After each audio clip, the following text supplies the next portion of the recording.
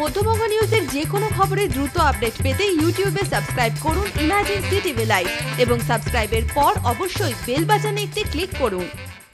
Karate প্রশিক্ষণে ছোটদের উৎসাহিত করতে ও জেলার প্রতিভাবান ক্যারাটে শিক্ষার্থীদের তুলে ধরতে তৃতীয় বর্ষের জেলা ক্যারাটে চ্যাম্পিয়নশিপ আয়োজিত হলো রবিবার।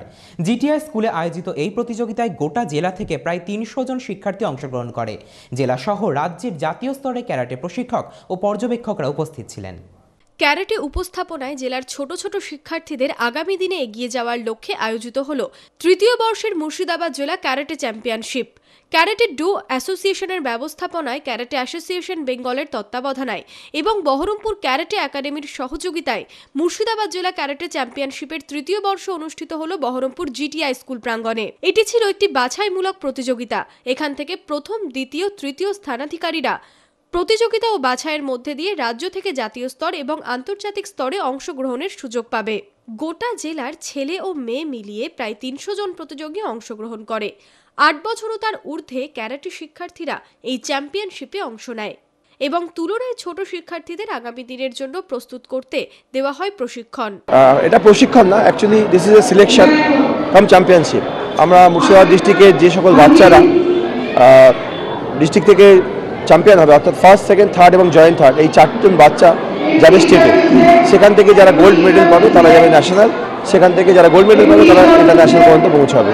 সেই জন্যই আজকে আমাদের এই সিলেকশন পর্ব চালাচ্ছি। সিলেকশনটা অ্যাকচুয়ালি হচ্ছে 8, 9 মানে 8 ইয়ার্স থেকে অ্যাবভ থেকে।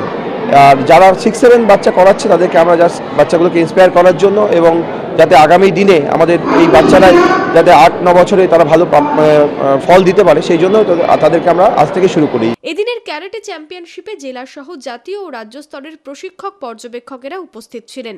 ছোট ছোট ক্যারাটে শিক্ষার্থীরা অত্যন্ত উৎসাহের সাথে অংশগ্রহণ করে এই কর্মসূচিতে। আজকে মুর্শিদাবাদ ডিস্ট্রিক্ট সিলেকশন, এটা অফিসিয়ালি ডিস্ট্রিক্ট সিলেকশন।